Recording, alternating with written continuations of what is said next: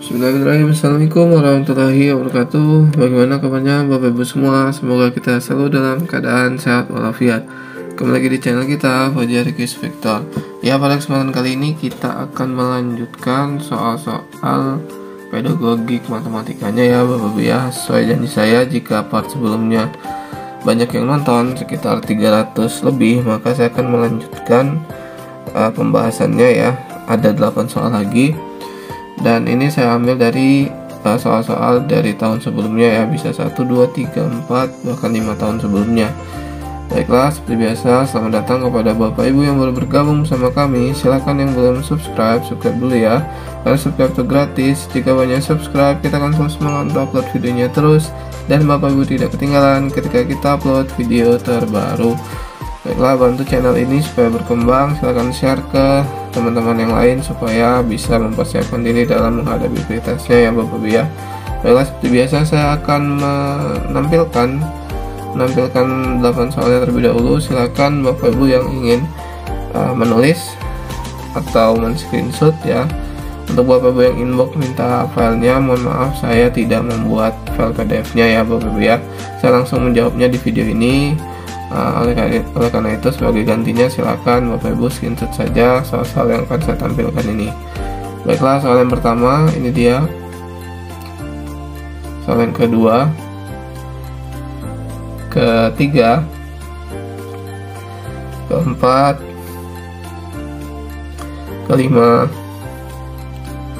keenam, soal ke-7, dan soal yang ke-8.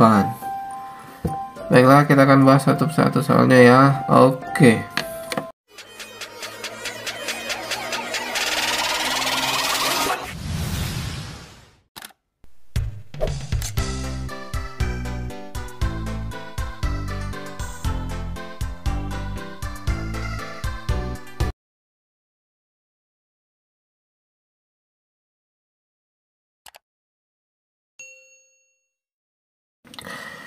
Baik, untuk soal yang pertama, saya akan bacakan dulu soal dan pilihan gandanya, kemudian kita akan menjawab sama-sama.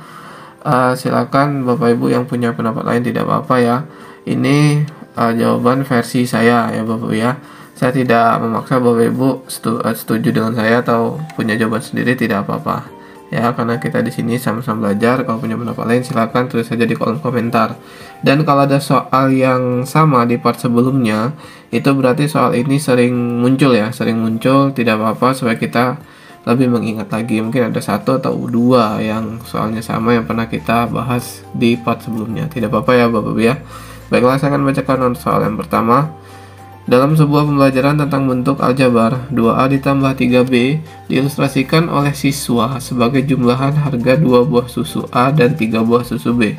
Siswa lain mengilustrasikan jumlahan harga dari susu A yang berada pada 2 kardus kecil dan susu B yang berada pada 3 kardus kecil. Tindakan yang tepat yang dapat dilakukan oleh guru untuk menangani perbedaan pendapat siswa tersebut ialah: A. Menjelaskan bahwa kedua jawaban tersebut benar. B. Meminta siswa untuk melihat kembali tentang definisi variabel. C. Meminta siswa untuk melihat kembali unsur dari bentuk aljabar. D. Memberikan soal lain agar siswa dapat mendapatkan pola. E. Memberikan selamat bagi siswa yang menjawab dengan benar. Oke, di sini kita fokusnya ke definisinya ya, karena mereka ini berbeda untuk mendefinisikan variabelnya ya. Berarti di sini menurut saya jawabannya yang B ya. Di sini mereka mendefinisikan tadi susu ya, harga 2 buah susu, kemudian ada yang pakai kardus kecil ya. Itu berarti definisinya mereka berbeda ya. Jadi meminta siswa untuk melihat kembali tentang definisi variabel. Seperti ya Bapak Ibu ya. Ini mirip ya dengan soal di part sebelumnya. Part sebelumnya kalau nggak salah tentang buah-buahan ya. Berarti soal yang seperti ini hampir setiap tahun keluar ya Bapak Ibu ya. Baik, lanjut. Nah, berikutnya, diketahui bahwa pada suatu segitiga siku-siku, kuadrat sisi miring sama dengan jumlah kuadrat sisi yang lain dalam segitiga tersebut.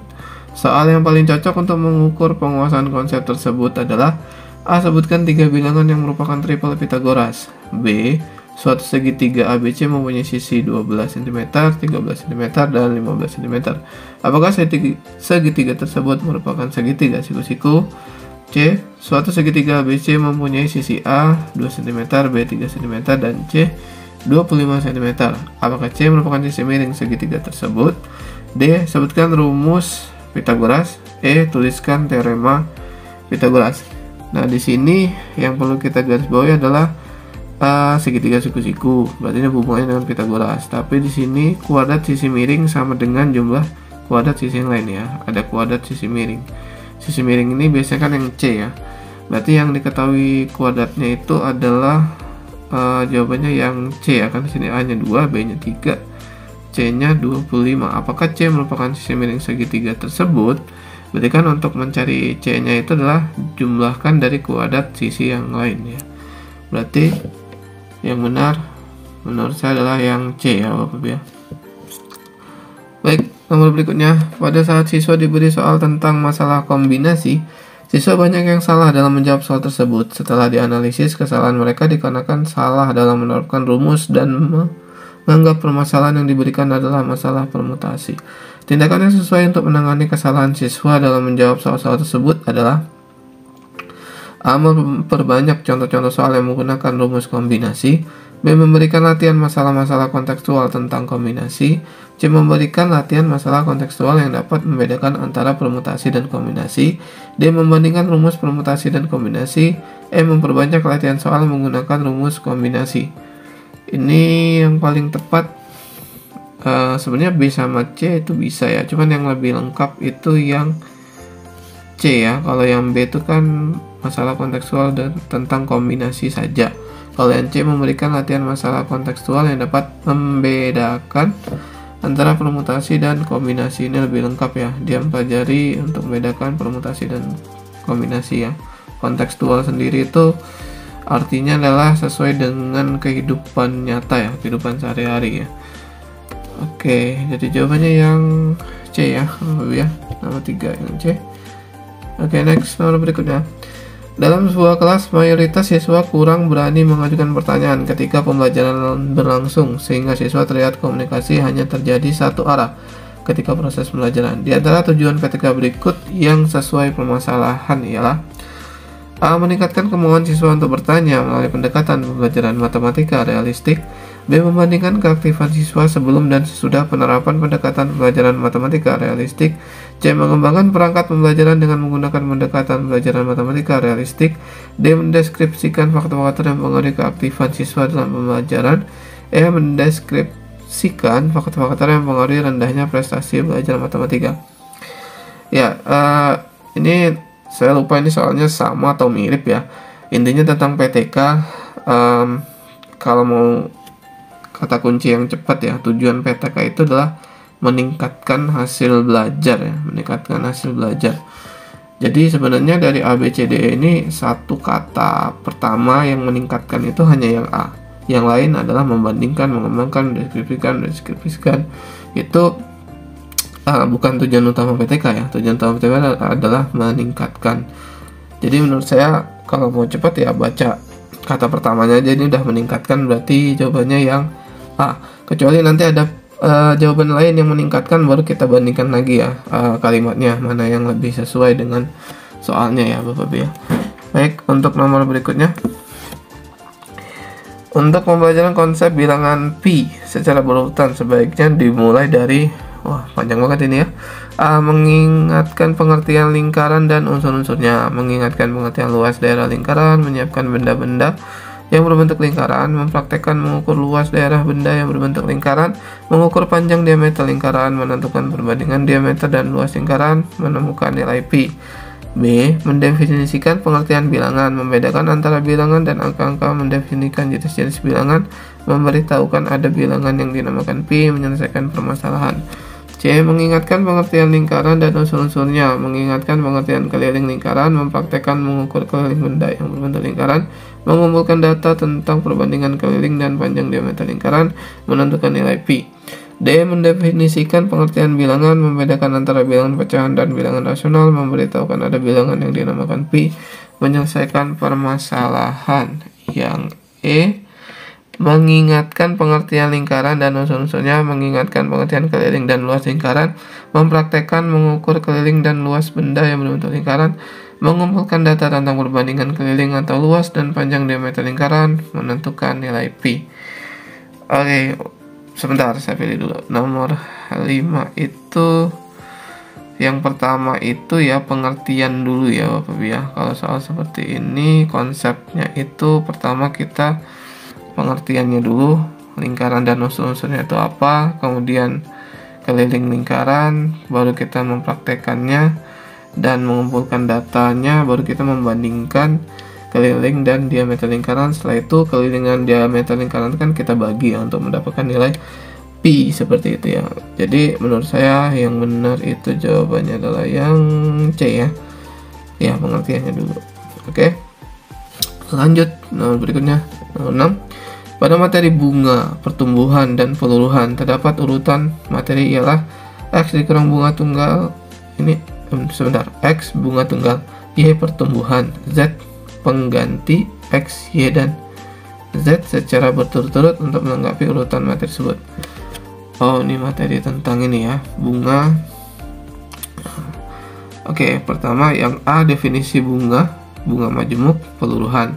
B, definisi bunga, peluruhan, bunga majemuk. C, baris aritmatika, baris geometri, peluruhan. D, baris aritmatika, baris geometri, bunga majemuk. E, baris aritmatika, baris geometri, peluruhan. Kalau bunga majemuk memang ada hubungannya dengan barisan geometris ya. Ini menurut saya yang A, tapi ya kalau barisan geometri ya nanti dia jatuhnya ke barisan dan deret ya. Kalau yang A ini kan definisi bunga dulu, baru ke bunga majemuk, baru ke peluruhan ya. Berarti nomor 6 adalah yang A. Oke, next nomor 7. Pada materi himpunan terdapat urutan materi ialah X, cara menyatakan himpunan, Y, relasi antar himpunan, Z, pengganti X, Y, dan Z secara turut untuk melengkapi urutan materi tersebut. Ini mirip soal yang sebelumnya ya, cuman diganti materinya himpunan. A, pengertian himpunan, B, himpunan bagian, A, pengertian himpunan, himpunan bagian, operasi antar himpunan. B, pengertian himpunan, jenis-jenis himpunan berdasarkan banyaknya anggota, operasi antar himpunan. C, pengertian himpunan, irisan dan gabungan dua himpunan, diagram Venn. D, pengertian himpunan, banyaknya anggota himpunan, diagram Venn. E, pengertian himpunan, operasi antar himpunan, menyelesaikan masalah.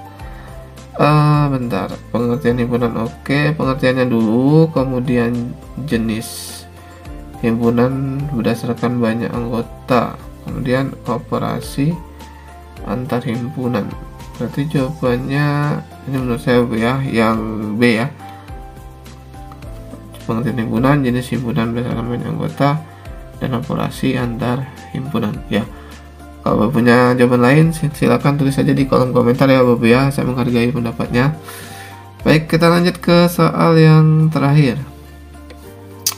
Pada saat siswa berdiskusi tentang banyaknya rusuk pada kubus, kerucut, dan tabung, siswa banyak yang berbeda pendapat tentang banyaknya rusuk, tabung, dan kerucut. Setelah dianalisis, kesalahan mereka dikarenakan berbeda dalam memahami konsep rusuk pada bangun ruang tersebut.